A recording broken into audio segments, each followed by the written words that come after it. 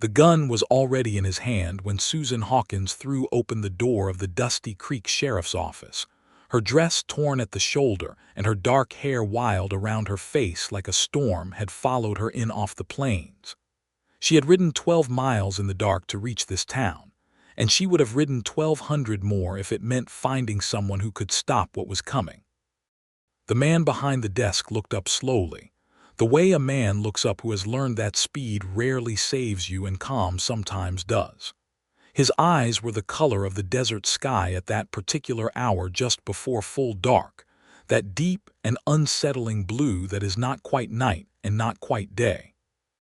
He set the gun down on the desk with a deliberate click of metal on wood, and he studied her with an expression that held no judgment, only something sharp and attentive that she had not expected to find in a frontier lawman at 11 o'clock at night. She had expected a drunk. She had expected a coward or a corruptible man, because those were the kinds who had passed through Harlan County since the railroad started buying up land. What she had not expected was this. She opened her mouth to speak, and instead she simply stood there breathing, because the words had ridden 12 miles too, and they had arrived at the same condition she had, ragged and desperate and half undone. He rose from his chair. He was taller than she had thought, broad through the shoulders in the way of a man who has done real work, not just the kind of work that is performed for other people to witness. He came around the desk and he did not touch her, but he placed himself between her and the open door with a quietness that was more protective than any number of loud gestures would have been. "Tell me," he said simply, and she told him. Everything, all of it. The secrets that she had been carrying for 3 weeks since her father died, and left her alone on 200 acres of land that Calhoun Decker and his hired men had decided they wanted. The forged deed that had appeared in the county registrar's office 12 days after the funeral. The threat that had been delivered by Decker's man that same afternoon on her porch. The words low and cheerful in that particular way that makes cheerfulness worse than shouting. The fire that had been set on her east pasture 2 nights ago, the one she had beaten out herself with a wet canvas and her own 2 burning hands, and the note pinned to her fence post the following morning that said simply, "Leave or next time we burn the house with you inside it."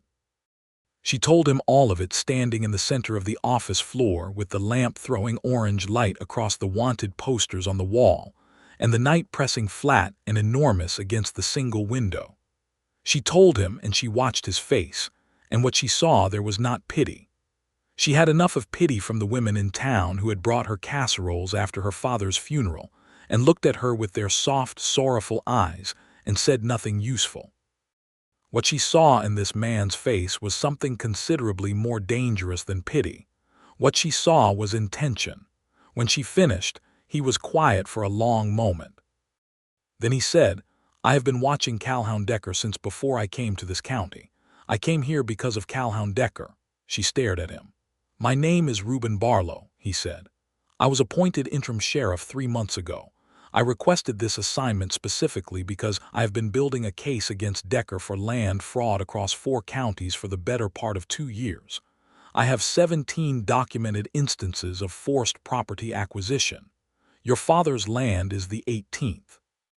He paused. "Or it will be unless we stop it. Why didn't you stop it before?" She said, and there was anger in it because anger was what she had left after 3 weeks of fear had burned through everything else. He looked at her steadily. "Because until tonight I had no one willing to testify. Every other family took the money or took the threat and moved on. I needed someone brave enough to stand up and say what happened to them in open court before a judge. I needed a witness." "You need me," she said. "Yes," he said without flinching from it. "I do." The silence between them was the kind that changes the temperature of a room.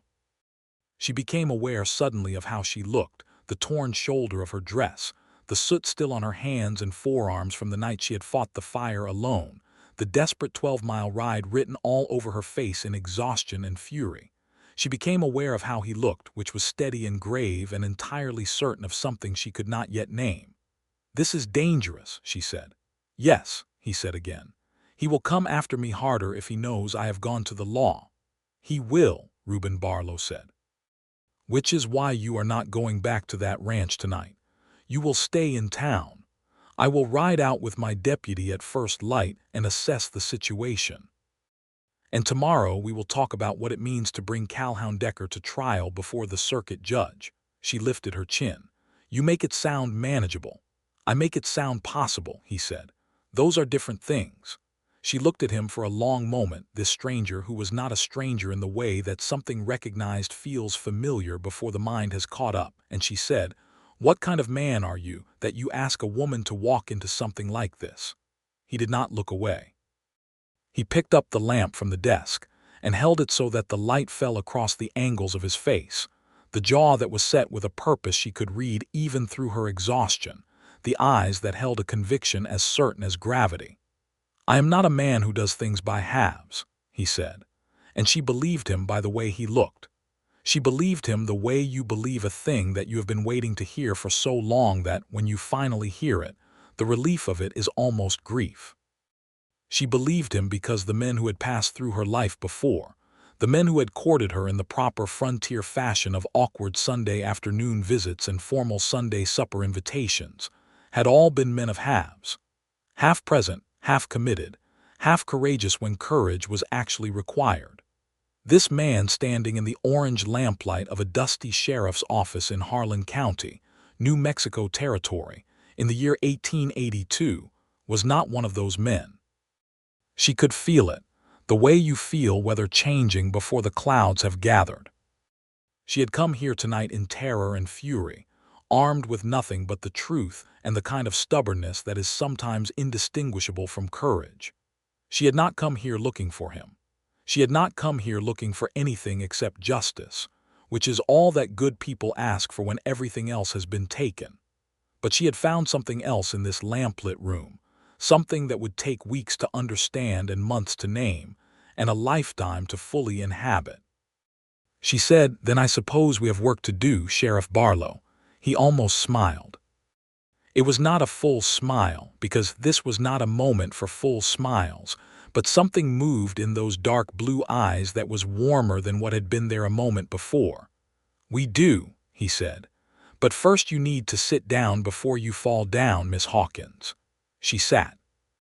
The story of how Susan Hawkins came to be sitting in the Dusty Creek Sheriff's office at 11 o'clock on a Tuesday night in October was a story that had begun, as so many frontier stories do, with land and loss and the particular cruelty of men who understand that the law can be purchased like any other commodity if you know the right price and the right people. Susan had been born in 1856 in St. Louis, Missouri, the daughter of Henry Hawkins, a schoolteacher of quiet conviction, and Martha Hawkins, who had died of fever when Susan was 9 years old. Henry had brought his daughter west in 1871 when she was 15, following a dream of land and open sky that was the particular American dream of that particular American generation. He had homesteaded 200 acres in Harlan County, New Mexico Territory, in the Pecos River Valley, where the grass was good and the water ran reliable. And he had built a house and a barn, and a life with the methodical devotion of a man who believed in the permanence of honest work.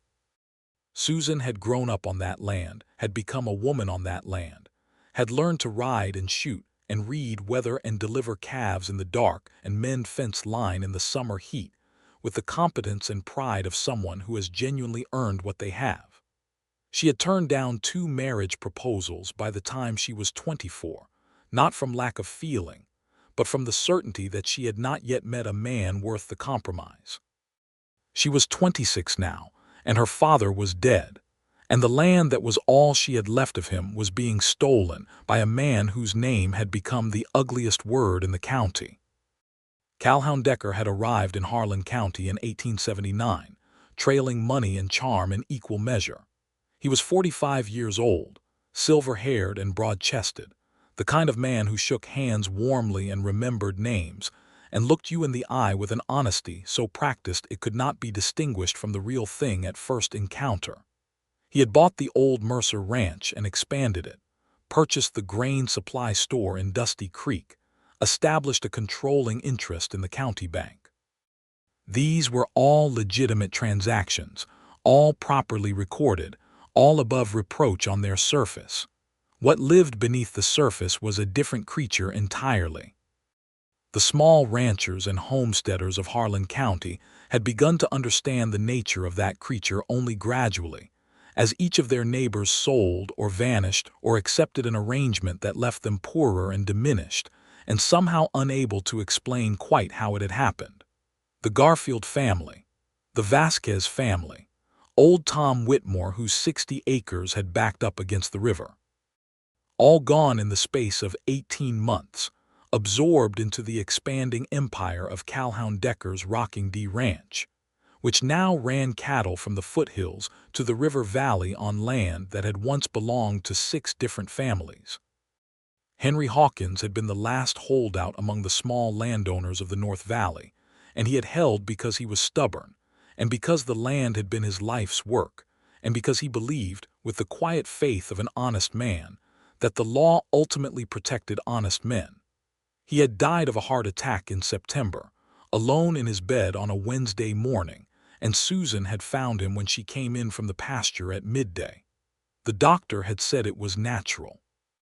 The doctor was also the man who kept his savings in Decker's bank and bought his supplies from Decker's store. Susan had noticed this. She had noticed it and filed it away in the space inside her where she kept the things she could not yet prove.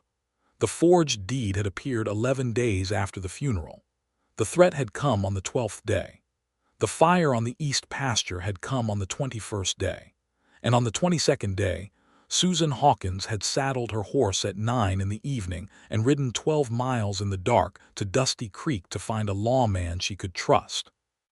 What she had not known until the moment he told her was that the lawman she found had been placed there specifically to watch Calhoun Decker, because the territorial government in Santa Fe had received complaints from ranchers across 4 counties about a pattern of fraud that had enriched one man at the expense of dozens of families, and they had sent their best and most careful investigator to build the kind of case that could not be dismissed or bought. Reuben Barlow had been born in 1850 in Virginia, the son of a surveyor, which meant he had grown up with maps and boundaries, and the precise language of land ownership embedded in his understanding of the world. He had served in no war, having been too young for the last one, but he had ridden with a territorial marshal's office for 6 years before the governor of New Mexico Territory had requested his services specifically for the investigation into Calhoun Decker's land acquisition methods. He was 32 years old, and he had never been the kind of man who accepted an easy resolution when the right one was available at harder cost. He had turned down 3 promotions that would have taken him off active field work and placed him behind a desk in Santa Fe, because he was a man who needed to be in the country he was investigating, standing on the actual ground, breathing the actual air. He needed to know the people he was trying to protect, because the paperwork meant nothing to him until he understood the human story behind it. He had arrived in Dusty Creek in July, taken the interim sheriff position that had been vacant since the previous sheriff retired, and spent 3 months building relationships in the county and documenting Decker's operations. He had 17 solid pieces of evidence, and nothing to place in a courtroom without a living witness who had been directly threatened or defrauded, and was willing to say so before a judge.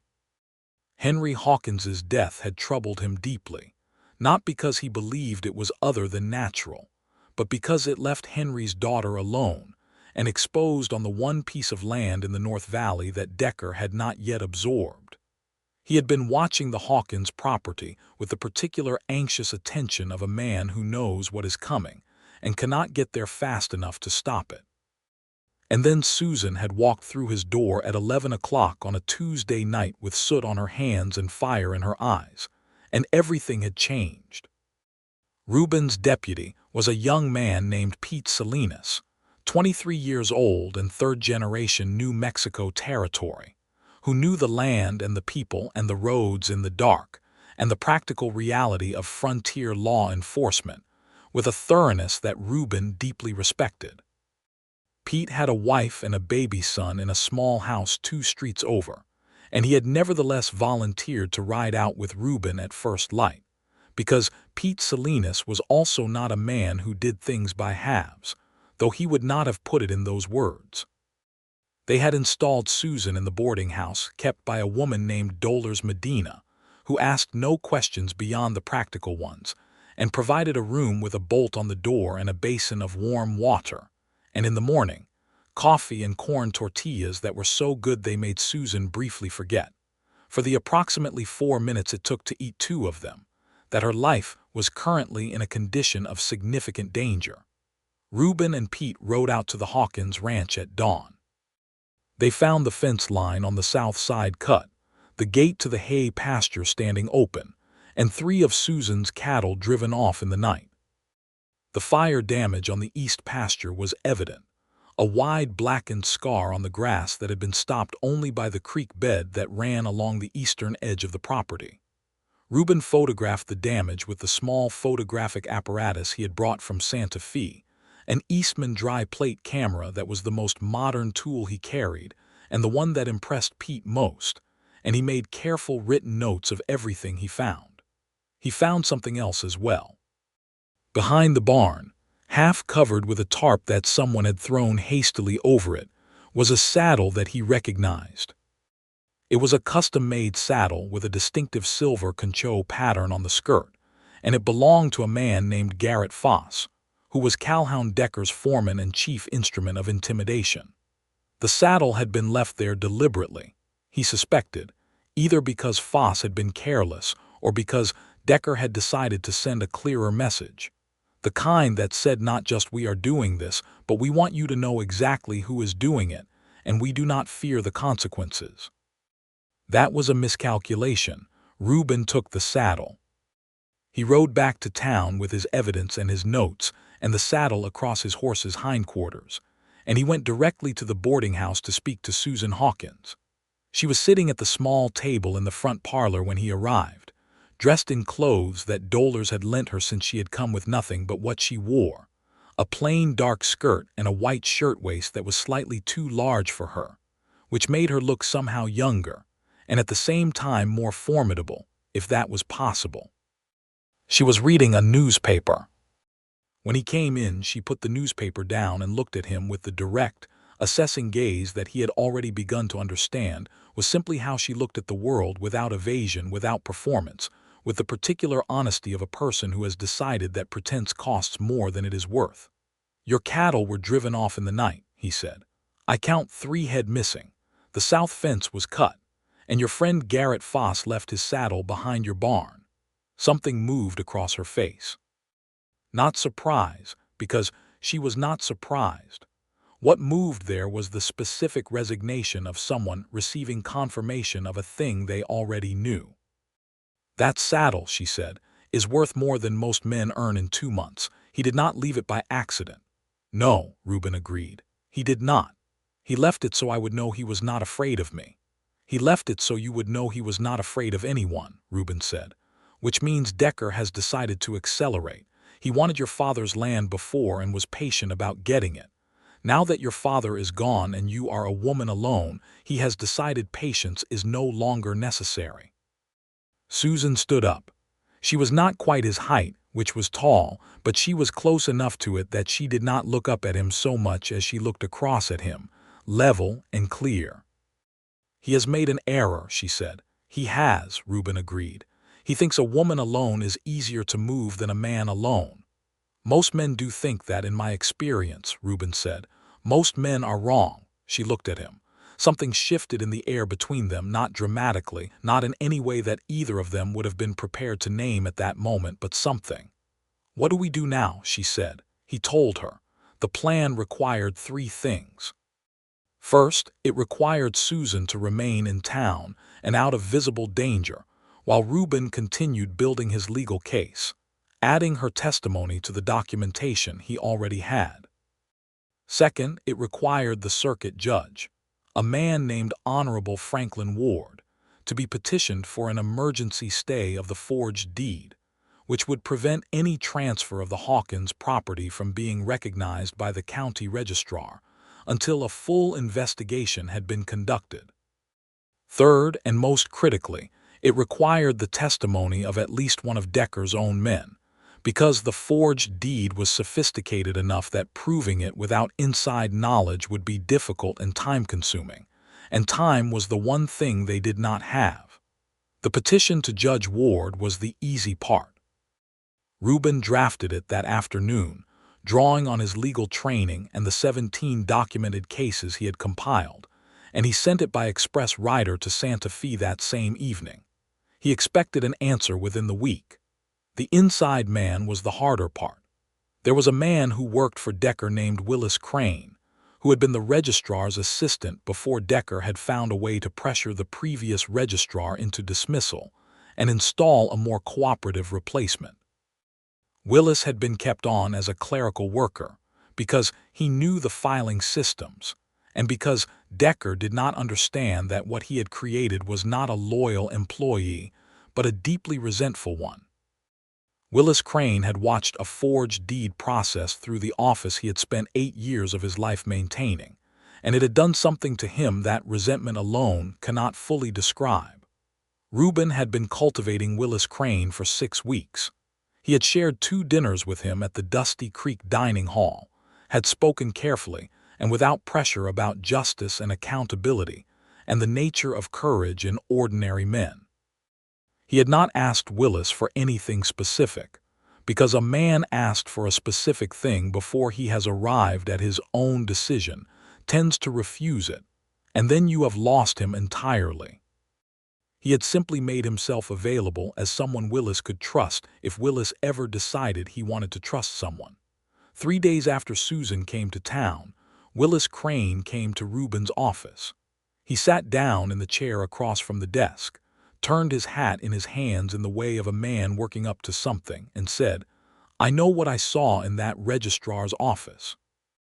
I know what I saw, and I know what it means, and I know that if I tell you about it, Decker will come for me the same way he is coming for the Hawkins girl." "Yes," Reuben said honestly, "that is possible, and you think I should tell you anyway." "I think you should tell me because it is the right thing to do," Reuben said. "I also think that if you do, I can offer you protection and the formal status of a territorial witness, which carries legal protections that Decker cannot simply override." Willis was quiet for a long moment. Then he said, "The deed was forged by a man in Albuquerque named Deacon Sykes. He does professional document work for anyone who pays enough. Decker has used him at least twice before, once in Socorro County and once in Doña Ana County. I can tell you the dates and the specifics of what I saw. I can give you the name of the man at the registrar's office who processed it knowing it was false. I can give you correspondence because I kept copies of everything." He paused. "I kept copies because I knew this day might come. I kept them because what they did to the families in this valley was wrong, and I could not make myself throw the evidence away." Reuben looked at him for a long moment. "You have been waiting for someone to come and do something about this." "I have been waiting for someone who would not take Decker's money or Decker's threats and go away," Willis said. "Everyone before you either did or was not here long enough to matter." "I am not going anywhere," Reuben said. Willis Crane looked at him with the cautious hope of a man who has been disappointed many times by promises very similar to this one. "Then I will bring you what I have," he said. The evidence Willis brought was extraordinary. It was a collection of copied correspondence and duplicate filing records that documented not one forged deed but 4 in Harlan County alone, along with references to the operations in other counties that matched precisely what Reuben had already documented from the outside. It placed Calhoun Decker at the center of a fraud operation that had dispossessed at least 14 families in 5 years across the Pecos River Valley, and it named names: the forger in Albuquerque, the complicit registrar, 2 of Decker's men including Garrett Foss, who had been present at threatening conversations that Willis had overheard and documented with dates and quotations. Reuben sent a second express rider to Santa Fe that same night. He also doubled his own vigilance. Because the night Willis Crane came to his office, Reuben became aware that they were being watched. He caught it in the way a man catches these things after years of field work, the shadow that lingers a beat too long at the corner of the building across the street, the horse tied at the rail that had not been there an hour ago, the quality of stillness in the spaces around the office that has a different texture than ordinary night. He told Pete Salinas to move Willis Crane to a room at the boarding house under a false name. He also told himself to go check on Susan Hawkins.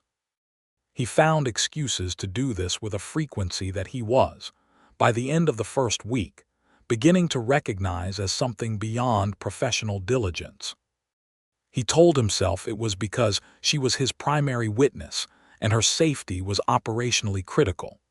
He told himself this in the mornings when he rode the circuit of the town at dawn and found himself slowing at the corner of the street where the boarding house stood. He told himself this in the afternoons when he reviewed his notes and found that he had written her name at the margins of pages where her name had no particular business being. He had been telling himself useful professional lies for many years, and he was generally very good at it. He was somewhat less good at it now, and this fact interested and disturbed him in roughly equal measure. Susan, for her part, was not idle during those days of waiting. She had a mind that did not tolerate inactivity, and she had put it to use in ways that surprised even Reuben when he discovered them. She had, in the first 3 days of her time in Dusty Creek, introduced herself to every woman in town whose husband or father worked for Calhoun Decker, and she had done it with the particular social intelligence of someone who understands that information travels in the feminine networks of a small frontier community in ways that it does not travel through official channels. She had learned the names of Decker's men. She had learned the pattern of their movements. She had learned that 2 of them, brothers named Amos and Clement Reeves, had been heard arguing about the fire on the Hawkins property, with Clement expressing something that sounded uncomfortably like a conscience. She brought all of this to Reuben.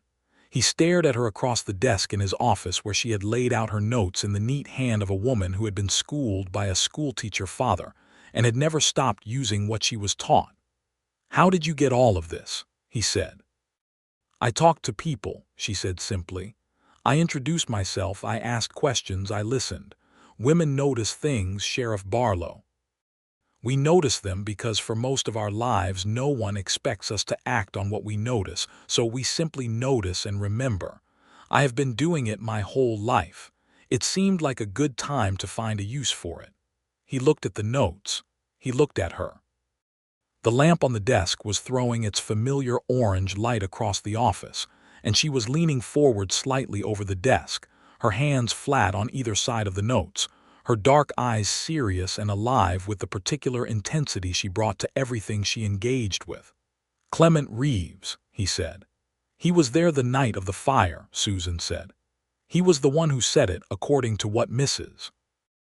Garrett told me, and she heard it from her own daughter who heard the brothers quarreling about it behind the feed store.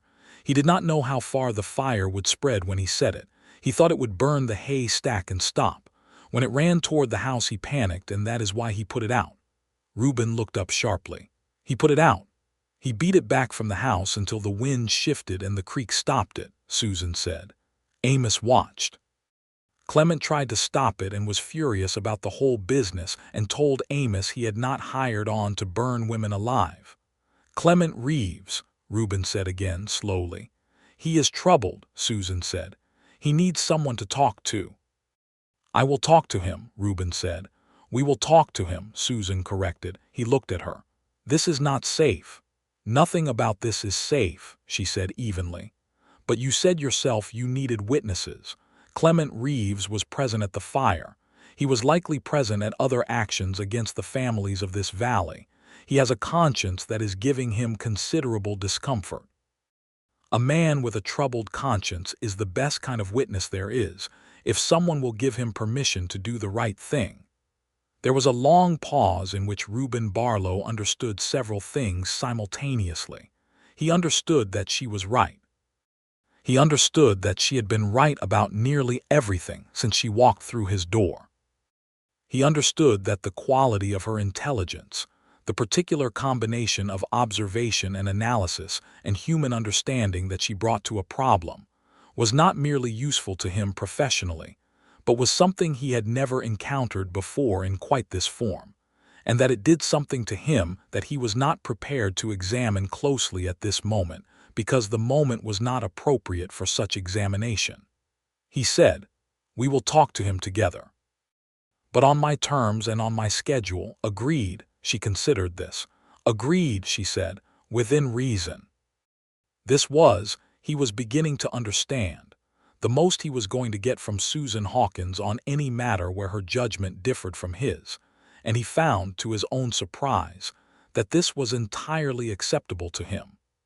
They made contact with Clement Reeves through an intermediary, a neighbor woman who knew the Reeves family and could pass word without arousing Decker's suspicion. The meeting took place 2 evenings later in the back room of the church, with Pete Salinas standing outside and a lamp turned low between them. Clement Reeves was 28 years old, solid and sun-worn, with the look of a man who has spent too long doing work he is not proud of and knows it. He came in and sat down and looked at Susan Hawkins with an expression that held genuine shame in it, which was the first honest emotion she had seen on any of Decker's men, and it mattered to her. "I did not know anyone was in the house," he said immediately. "I need you to know that. I was told the property was empty. I was told you had left." "I had not left," Susan said. "No," he said. "I know that now. What I want to know," she said, "is what you are going to do about what you know." Clement looked at her for a long moment, and then he looked at Reuben, and then he said, "What happens to me if I talk?" Reuben told him clearly and honestly what the protections were and what the risks were and what the likely outcomes were in both directions.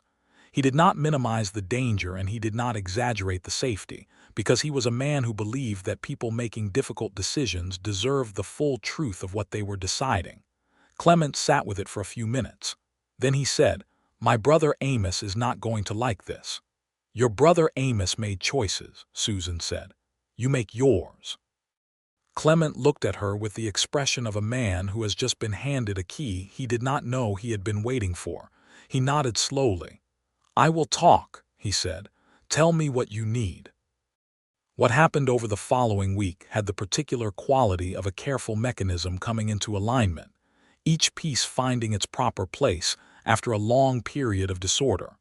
Willis Crane provided his documentation. Clement Reeves provided his testimony about the fire, and 3 other incidents of property intimidation he had witnessed or participated in. Reuben's photographic evidence from the Hawkins ranch added visual documentation to what had previously been a paper record. And from Santa Fe, the answer came back from Judge Franklin Ward. The emergency stay of the forged deed was granted, and Ward himself would be arriving in Dusty Creek in 10 days to hear the case. The news moved through the county like weather.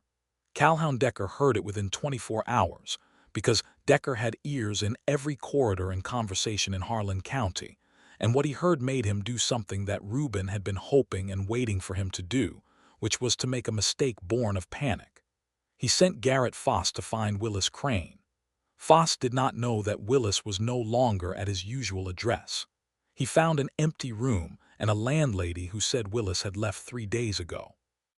He went back to Decker with this information, and Decker sent him to find Clement Reeves, and Foss found Amos Reeves instead, who was furious enough at his brother's defection to tell Foss everything he knew, including where the meeting at the church had taken place.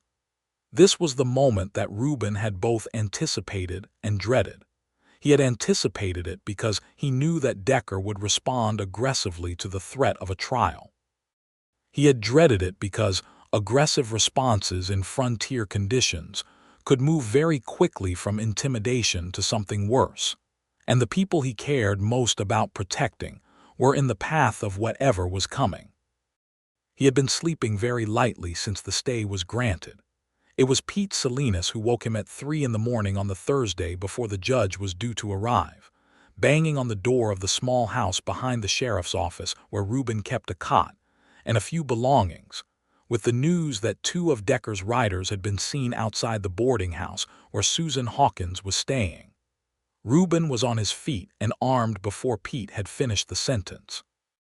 They moved through the dark streets of Dusty Creek at a pace that covered ground without announcing itself, and what they found when they arrived at Dolores Medina's boarding house was that the 2 riders were still there, one at the front door and one at the side, apparently waiting for something, not moving yet but positioned in a way that made their purpose clear.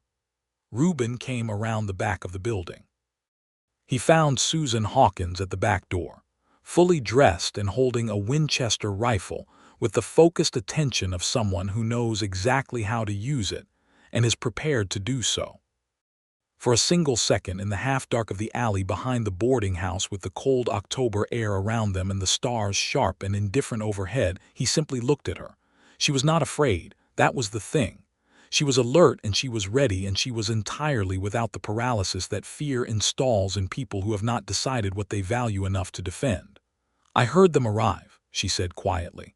"I have been here for 10 minutes. Are there more?" he whispered. "I counted 2 voices," she said, "both at the front. One at the side," he said. She absorbed this without expression. "3 men. Pete is at the front," he said. "I will take the side, you stay here." She looked at him in the dark with the direct clarity that was simply her permanent mode of engagement with the world. "I am not going to stay here," she said. There was no time to argue it, and part of him did not want to argue it. "Then watch the back," he said. "Anyone comes through here, you will know what to do." He moved around the building. What followed was less dramatic than it might have been in a more violent story, because Reuben Barlow was a man who preferred resolution to confrontation and had become very good, over many years of this work, at reading the precise level of a situation's danger. These were not assassins. They were hired hands who had been told to frighten a witness into leaving town, not to do anything that would give a territorial judge additional cause to come down hard on their employer.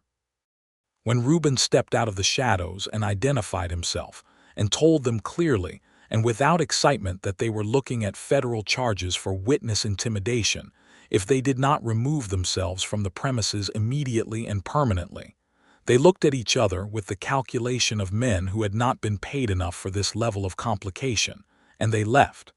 Pete took the one at the front. Reuben took the one at the side. The third man, hearing his companions backing down, made his own decision about the economics of loyalty and followed them. Susan emerged from the back of the building 2 minutes later and found Reuben standing alone in the empty street. "It is handled," he said. "I heard," she said. "You can go back inside." "Not yet," she said. She stood there in the street looking up at the sky for a moment, breathing the cold night air, and he stood beside her because there was no good reason to leave and several reasons he could not fully articulate for staying. The town was silent around them, the kind of silence that falls after tension has been released, a silence that has texture in it. "I am tired," she said finally, not with complaint but simply as a statement of fact. "I have been afraid for 3 weeks and tired for 3 weeks and angry for most of those 3 weeks, and I would very much like it to be over." 10 days, he said. "When Ward arrives and hears this case, it will be over." "You sound certain." "I am certain," he said. "The evidence is sufficient. The testimony is credible. Decker is already behaving like a man who knows he has lost, because what he is doing now is not the behavior of someone who believes they can win. It is the behavior of someone trying to delay the inevitable." She was quiet for a moment. Then she said, "What happens to the land when it is over?" "The forged deed will be invalidated," he said. "The property remains yours, free and clear as it has always legally been." She nodded slowly. He watched her profile in the dark, the line of her jaw, the set of her shoulders, the particular quality of stillness she had when she was thinking something through. "My father built that place," she said. "He built the house himself. Every post, every beam, Every piece of furniture in the front room he made with his own hands or traded for honestly. He used to say that a man's land is not just his property, it is his argument that he was here, that he built something, that he mattered to the world. She paused. I want to make that argument for him. I want to go home and make it. Reuben was quiet for a moment. Then he said, "You will." She turned and looked at him, and in the darkness with the stars above them and the silence of the sleeping town around them, there was a moment of the purest kind, the kind where two people are simply together in the same truth, without pretense, without performance, without the social machinery that usually occupies the space between people. He wanted to say something. He was not certain what it was. He was a man who chose words carefully, and in this moment the careful words were not arriving. She said, "Good night, Sheriff Barlow." "Good night, Miss Hawkins," he said. She went inside. He stood in the empty street for another minute, looking at the place where she had been standing, aware of the cold and the stars and a warmth somewhere in the center of his chest that had nothing to do with either. He was very much in trouble, and he knew it, and he found that he was not particularly sorry. The 10 days before Judge Ward's arrival were the longest and the most eventful days of Reuben Barlow's professional life, and they were also the days in which everything that had been building between him and Susan Hawkins found its shape. It happened gradually and then all at once, the way most real things happen. It happened in the long afternoons in his office where she sat across the desk, and they went through evidence together and discussed strategy and argued about the details of presentation, because she had opinions on everything, and they were usually right, which was simultaneously frustrating and deeply compelling.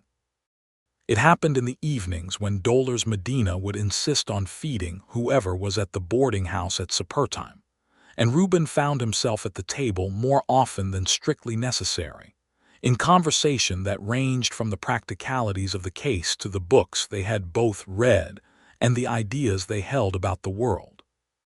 It happened in the small gestures, the coffee he brought to the office in the mornings, the way she always remembered to ask how Pete Salinas' baby son was doing, the night she found him awake past midnight reviewing Willis Crane's documentation for the 4th time and sat down across from him without being asked and said, "Tell me what is worrying you," and he told her, and she helped him think it through. It happened on the 6th day. They had ridden out together to meet with Mrs. Carmela Vasquez, whose family had lost their land to Decker 2 years ago, and who had agreed, after Susan's patient, persuasive visit, to come forward and give additional testimony about the threats and intimidation they had experienced. Carmela Vasquez was a small, fierce woman of 40, and she had documents of her own, a carefully preserved letter that Decker had sent her husband before the final pressure that had driven them off the land, a letter that was phrased in the careful language of business correspondence, but contained between its lines the clearest possible threat. She produced it from a tin box she kept under her bed, and she handed it to Reuben with the composed dignity of a woman who has been waiting 2 years to do exactly this. On the ride back to town, in the late afternoon gold of a New Mexico October, with the Pecos country spread around them in its enormous indifferent beauty, Susan said, "She has been carrying that letter for 2 years. She has kept it that whole time because she believed someone would come eventually who would make use of it." "People hold on to evidence of injustice," Reuben said, "even when they have no reason to believe it will ever matter. Something in us insists on the record." "You believe in justice," she said. "Not as a question. I believe that it is worth working for," he said, "which is not the same as believing it always comes, but when it comes because someone did the work." She looked at him steadily. They were riding side by side, close enough that their horses occasionally bumped shoulders on the narrow trail. "Why did you choose this work?" she said. He was quiet for a moment. "My father was a surveyor," he said. "He spent his life drawing the lines that told people where their land began and ended. He believed those lines were sacred in the way that promises are sacred, that when you draw a boundary between what is mine and what is yours, you are performing an act of civilization. You are saying that we are people who live by agreement, not by force." He paused. I watched the wrong kinds of men spend a great deal of effort erasing those lines for their own benefit. I decided someone should spend an equal effort redrawing them. She looked at him for a long time after that, long enough that he became aware of it. "What?" he said. "Nothing," she said. "I was just thinking that you are not what I expected when I came to that office 3 weeks ago." "What did you expect?" "I do not know exactly.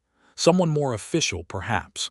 Someone who would hear what I had to say and be appropriately sympathetic, and then tell me there was nothing to be done without more evidence and send me home to be frightened off my own land.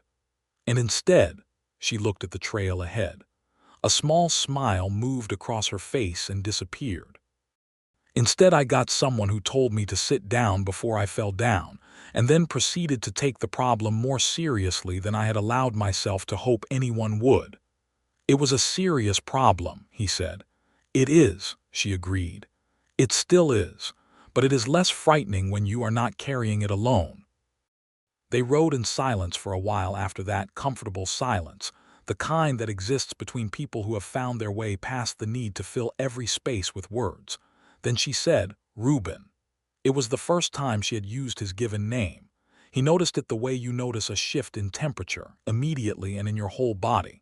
"Yes," he said. "When this is over," she said, "and the case is heard and the land is secured and you have done what you came here to do, what happens to you?" He looked at her. The light was doing extraordinary things to the landscape around them, the long honey-colored light of late afternoon that makes everything in New Mexico look like a painting of itself. "I had assumed," he said slowly, "that I would receive my next assignment and go where I was sent." "You had assumed," she said. "Until recently," he said. She looked at him, he looked at her. The horses walked on. "I see," she said softly. Neither of them said anything more about it that evening. But something had been placed on the table between them that could not be taken back, and neither of them wanted to take it back, and both of them knew it. Judge Franklin Ward arrived on a Tuesday morning 9 days after the stay was granted, riding in on the Santa Fe stage with a leather satchel full of case documents that Reuben had sent ahead, and an expression of professional gravity that suggested he had read them carefully. Ward was 61 years old and had been serving as a circuit judge in the New Mexico Territory for 15 years, and he was the kind of judge who had seen a great many things and was not susceptible to charm, money, or threats, which made him precisely the right man for this particular moment.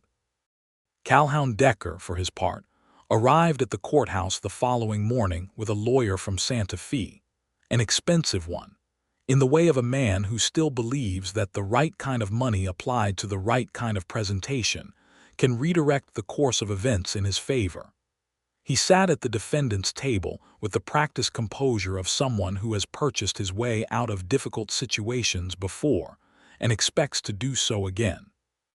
The courtroom in Dusty Creek was the largest room in the largest building in town, which was the county building, and on the day of the hearing it was full. Every seat was occupied by someone from the county who had been watching this situation unfold for weeks, and standing in the back were more people than the room was supposed to hold.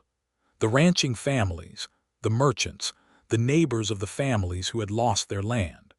Carmela Vasquez sat in the front row with her hands folded in her lap and her back perfectly straight. Susan Hawkins sat beside Reuben at the petitioner's table. She wore the best dress she had, borrowed from Dolores Medina's daughter because her own clothes were still at the ranch. A dark blue dress that was slightly formal for the frontier, but precisely right for a courthouse. She sat with the composure of someone who has decided that nothing in this room is more frightening than what she has already survived, and she held her notes in both hands, and she did not look at Calhoun Decker even once, which was a far more effective statement of contempt than any look could have been. Reuben had spent 8 years preparing for moments exactly like this one, and he was ready.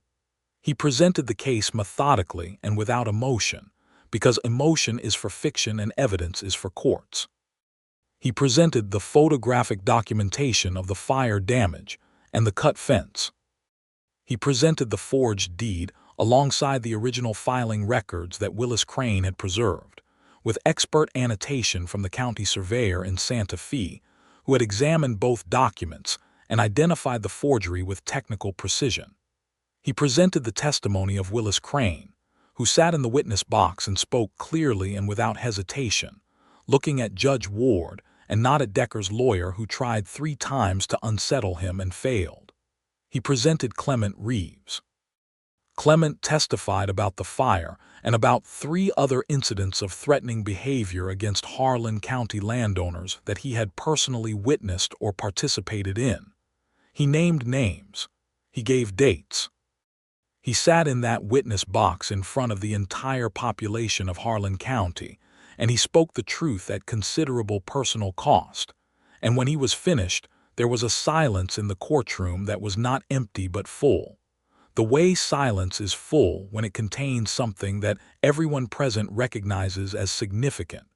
He presented Susan Hawkins. She testified about the fire, the cut fence, the note on the fence post, the threat delivered on her porch, the forged deed, the death of her father, and the timeline of events that had followed it. She spoke with perfect clarity and total composure, and when Decker's lawyer attempted to suggest that she had acted in an emotionally distraught manner following her father's death, and therefore her recollections might be unreliable, she looked at him with an expression of such precise and contained disdain that several people in the courtroom had to suppress smiles. "My father died," she said, "and within 11 days someone placed a fraudulent deed to his property in the county registrar's office. Within 12 days, a man arrived at my door to suggest that I might prefer to accept a financial settlement and leave my home. Within 3 weeks, my east pasture had been set on fire. I am indeed a woman who has recently lost her father. I would suggest, however, that emotional distress does not typically improve the accuracy of a person's memory of threats and fires. Mine has been perfectly clear throughout." Judge Ward asked no clarifying questions of Susan. He had understood everything she said. He also presented Carmela Vasquez, who gave her testimony about the Vasquez family's experience with a steady precision that complemented everything else on the record. She produced the letter. Decker's lawyer objected to it on procedural grounds, and Ward overruled him without elaboration. The defense presented Calhoun Decker, who was smooth and confident and made excellent use of his silver hair and his practiced honesty, and who answered every question from his own lawyer with the assured ease of a man who has told his version of events so many times he has made himself believe it. Under Reuben's examination, he was somewhat less smooth. Reuben asked him about the deed, about the registrar, about Deacon Sykes in Albuquerque, whose name Reuben pronounced with a careful deliberateness, watching Decker's face as he did so, about Garrett Foss's saddle, which Reuben had catalogued and photographed, and which Decker had no plausible explanation for being at the Hawkins ranch, about the specific dates of the intimidation incidents that Clement Reeves had testified to, and whether Decker had knowledge of those events. Decker denied everything. Decker denied everything with the smooth, practiced ease of a man who has been denying things for a long time, and Reuben let him deny, because the evidence was not asking for Decker's confession. The evidence was asking for Judge Ward's judgment. Ward deliberated for 47 minutes, which was not long for the scope of what he was considering. He returned to the bench, and he spoke for 12 minutes in the measured, precise language of a man who has spent 30 years in the law and believes in its power to repair what force has broken. He invalidated the forged deed. He ordered the Hawkins property to remain with Susan Hawkins free and clear of any claim by Calhoun Decker or his associates. He ordered the county registrar's office to be placed under territorial oversight, pending the results of a criminal investigation into the processing of fraudulent documents. He referred the full record of the case, including the documentation of operations in 4 other counties, to the territorial prosecutor in Santa Fe for criminal indictment. He remanded Calhoun Decker into Reuben Barlow's custody pending the filing of those charges. Decker's lawyer was already on his feet with objections. Ward looked at him with the patience of a man who has been listening to lawyers for many years and is not much troubled by them. "The record in this case," Ward said, "is clear, thorough, and not susceptible to the objections you are preparing to make.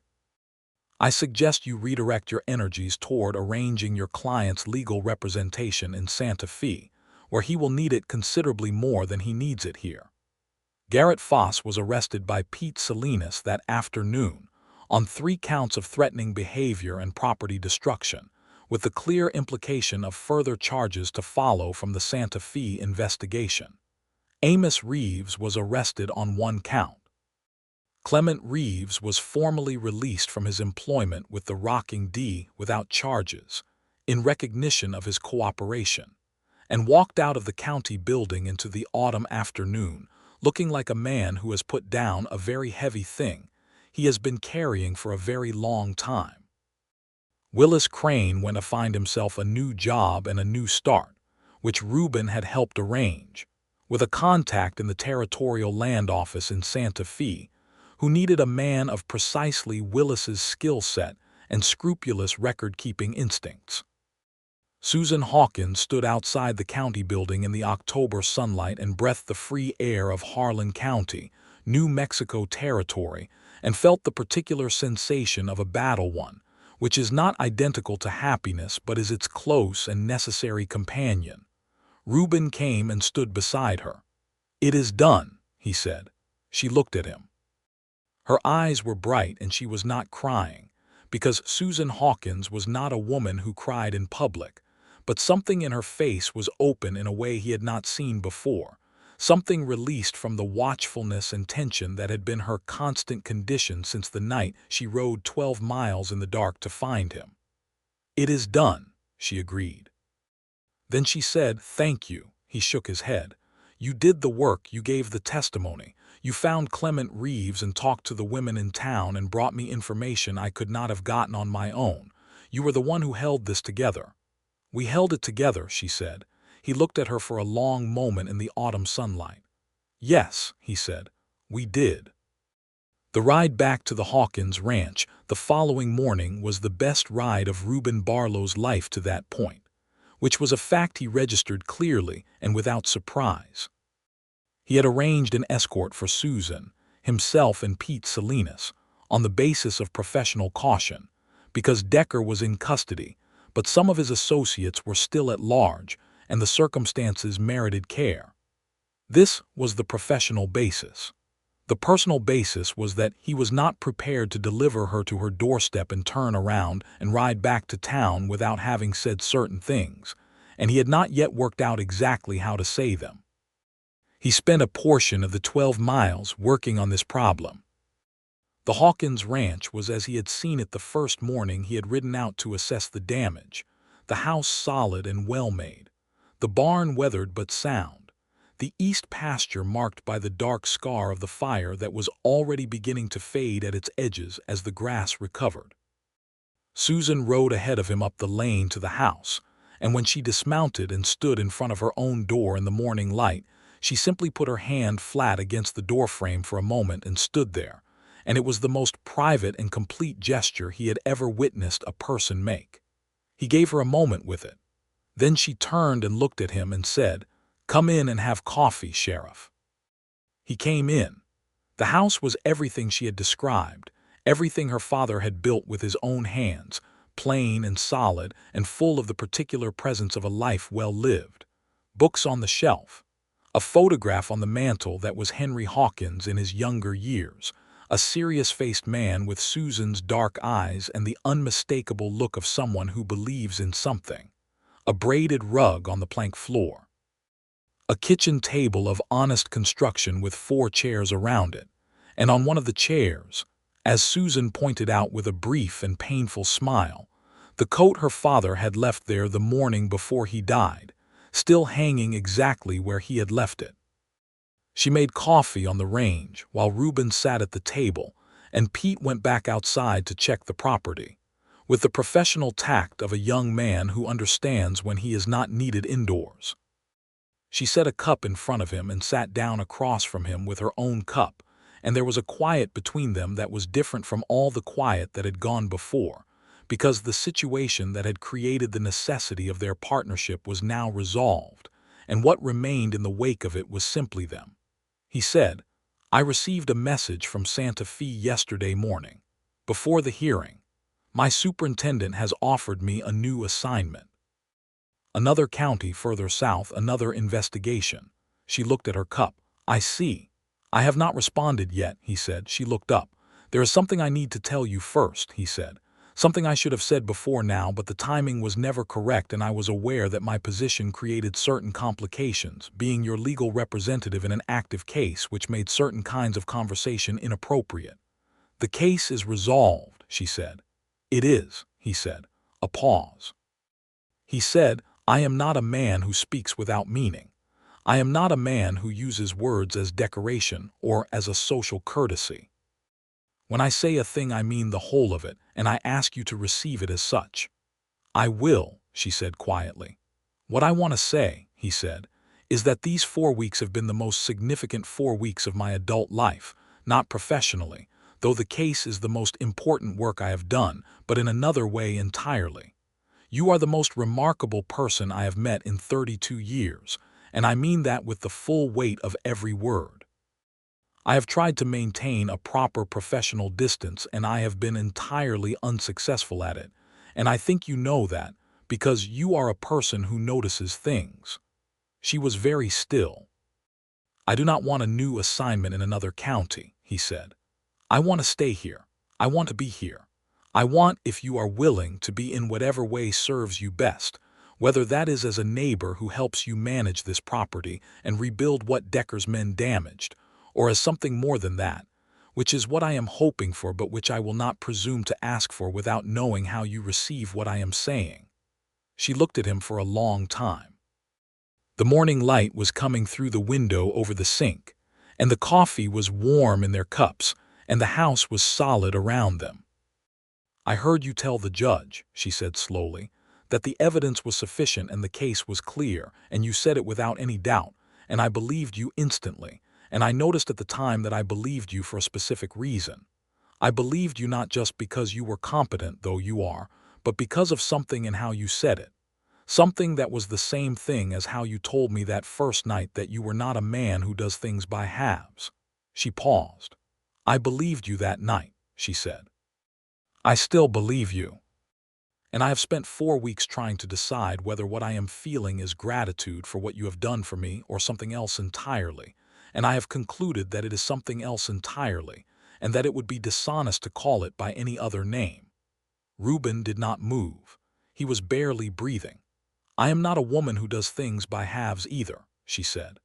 "I want you to know that before you ask me anything, because I think you should know what you are getting." He said, "I know exactly what I am getting." "Then," she said, "you had better ask."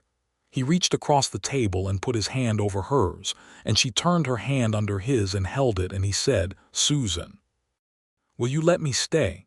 She looked at him with her whole face open, all the watchfulness gone, all the armor she had built through 3 weeks of danger and decades of a frontier life that demanded strength, all of it set aside for this one honest moment. "Yes," she said. "Stay."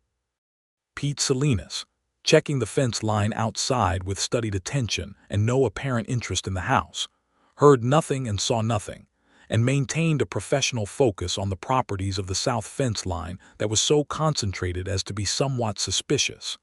And he rode back to town at noon alone, and told his wife Maria that evening that he thought things were going to work out fine at the Hawkins place. And Maria, who had perceived the situation with the clarity of a woman who pays attention, said she had thought so since the 2nd week. The months that followed were the kind that are built rather than simply lived. Reuben declined his reassignment, and after a frank and detailed correspondence with his superintendent in Santa Fe, was offered a permanent appointment as county sheriff for Harlan County, which suited everyone including Harlan County, which had been without reliable law enforcement for too long. He moved his few belongings from the small house behind the office to the Hawkins ranch, with the full and proper propriety of a man who has declared his intentions to the woman he intends to marry, with a formal proposal that he made on a Sunday afternoon in November, on the porch of the ranch house with the late autumn light on the Pecos Valley and the whole wide sky of New Mexico overhead. He had acquired a ring from the jeweler in Dusty Creek, a small gold band with a single turquoise stone set in it, because turquoise was the stone of this country, and this country was going to be their country. And Susan had looked at it and then looked at him and said yes with a certainty that carried every ounce of weight that certainty can carry. They were married in December of 1882 in the church in Dusty Creek, with Dolores Medina and Carmela Vasquez and Pete Salinas and his wife Maria in attendance, and Willis Crane came back from Santa Fe for it, and Clement Reeves came and sat in the back with the quiet dignity of a man who has found his way to a better version of himself. Judge Franklin Ward, who happened to be in the territory for another hearing, attended as well, and pronounced it the finest wedding he had been to in 15 years in the territory, which coming from a man of his judgment was a considerable endorsement.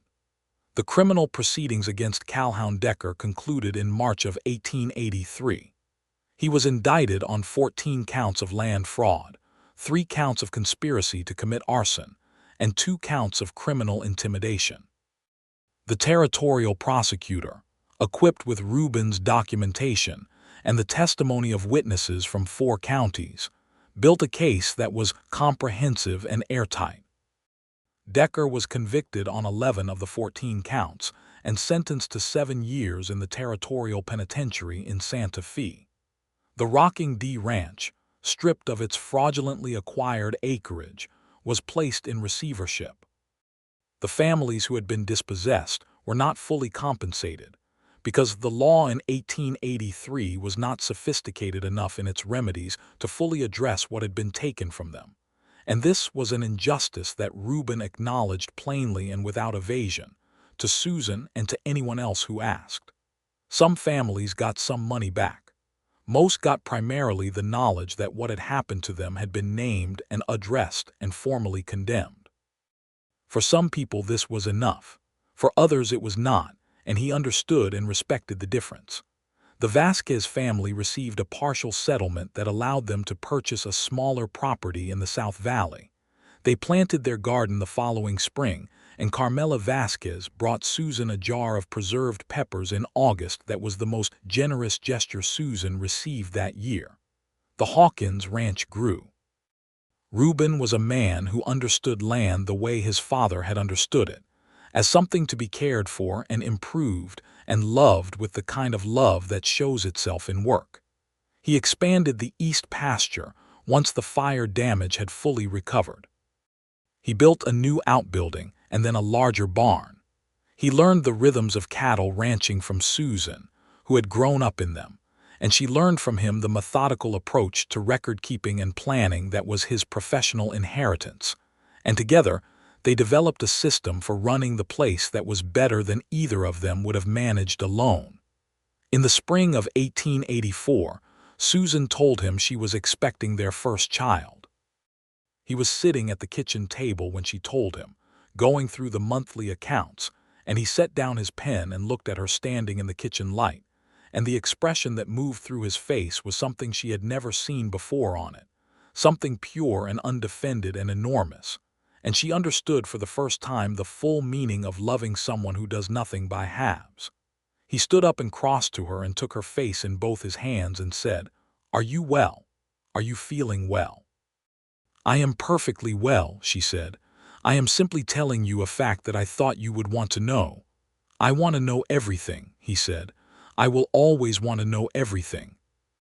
Their son was born in October of 1884, on the ranch, delivered by the doctor from Dusty Creek who had replaced the previous doctor, a younger man with better training and no particular attachment to Calhoun Decker, who was by then well into his imprisonment. They named the boy Henry for her father, and Henry Barlow entered the world in the same house that Henry Hawkins had built, which seemed to Susan like exactly the right kind of continuity.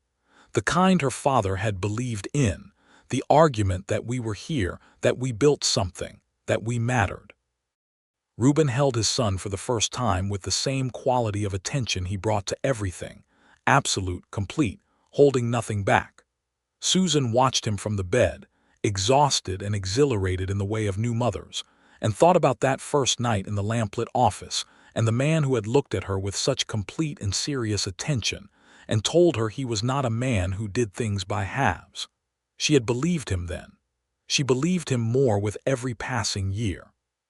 Pete Salinas, who had been Reuben's deputy since the beginning, was appointed assistant sheriff when Reuben formalized his own appointment, and he and Maria had a second child of their own in the same year Henry Barlow was born, a daughter they named Rosa, and the two families became the kind of neighbors that function more like family than most families do, sharing Sunday meals and difficult seasons, and the particular bond of people who have been through something together and came out the other side still standing.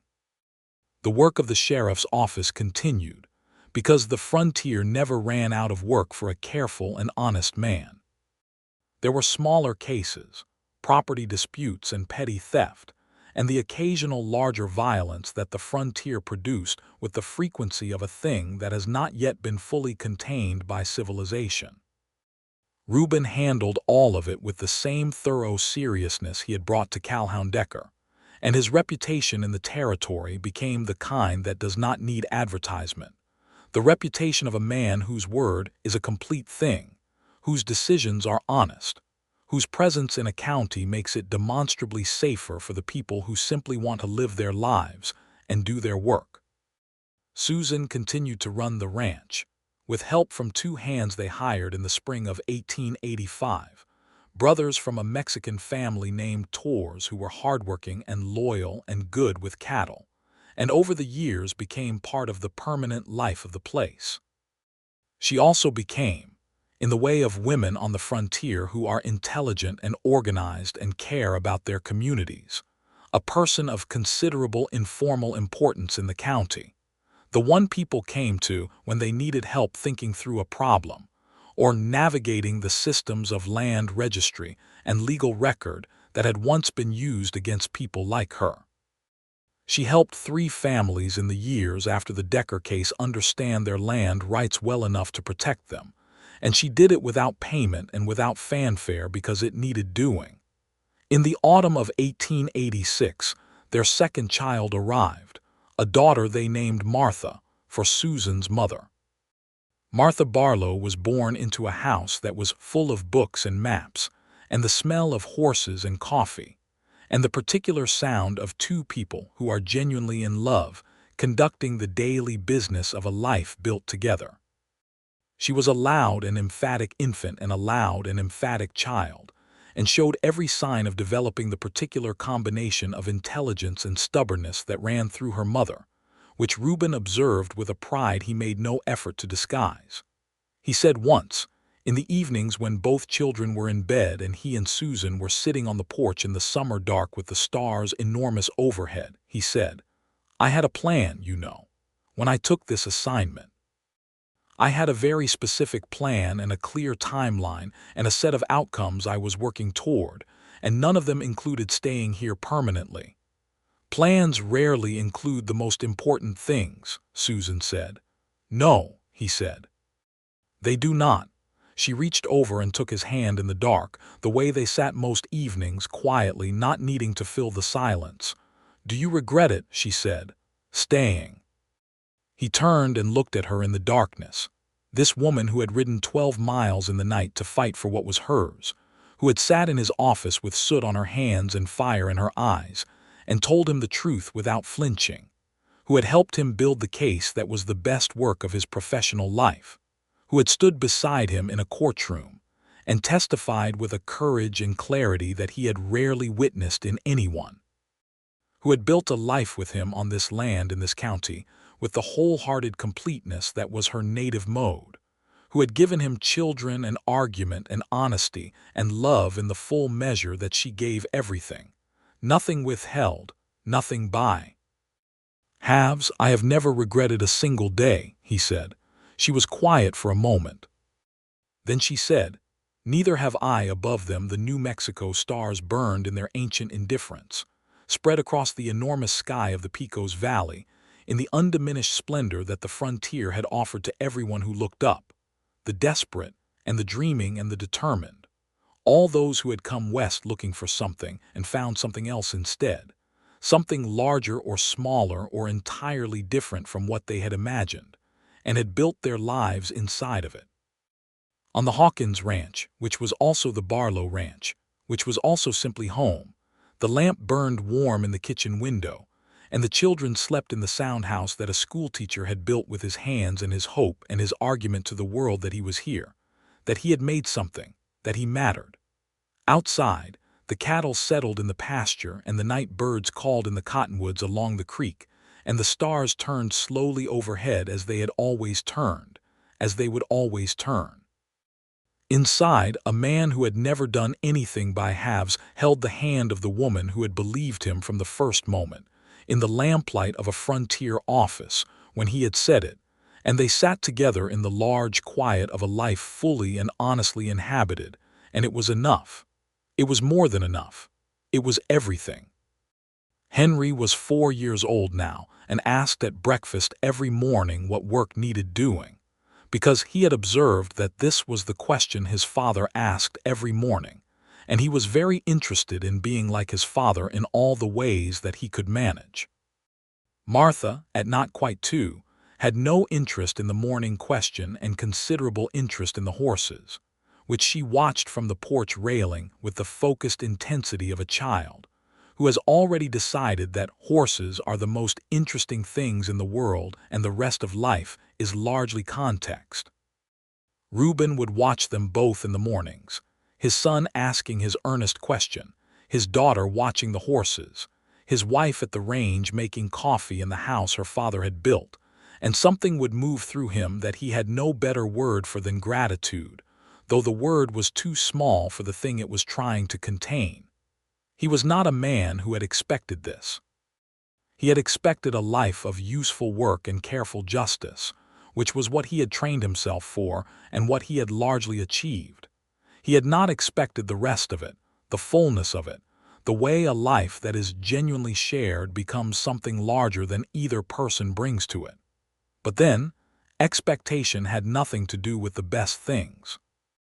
The best things arrived when you were riding the right road for the right reasons and found, at the end of a 12-mile dark road, a lamp burning in a window and someone on the other side of the door, who was exactly the person you had been working toward without knowing it.